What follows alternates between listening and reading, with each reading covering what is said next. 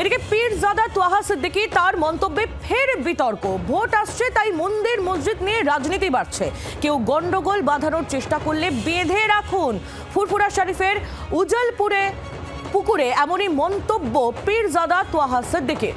ফুরফুরা শরীফের উজল পুকুরে তিনি গিয়েছিলেন, আর সেখানে গিয়ে তার এই মন্তব্য, যে মন্তব্যের জোর জল্পনা ছড়িয়েছে। কি বলছেন তোহা সিদ্দিকী শুনুন।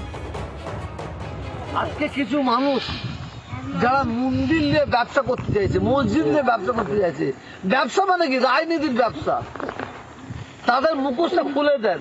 যারা আপনার পাড়ায়, আপনার গ্রামে, আপনার এলাকায় হিন্দু মুসলিম করবে, হিন্দু দরদি হবে, মুসলমান দরদি হবে, হিন্দু দরদি হয়, মুসলমান দরদি হয়, হিন্দু মুসলমানের মধ্যে দাঙ্গা লাগার চক্রান্ত করবে, তাদের ঘরে সম্প্রীতির হিন্দু সম্প্রীতির মুসলমান ধরে গাছে বেঁধে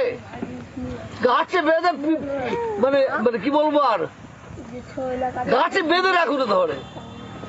মন্দির মসজিদে ছেলে খেলা করছে, হ্যাঁ, এই সামনে ভোট আসছে, ছেলে খেলা করছে।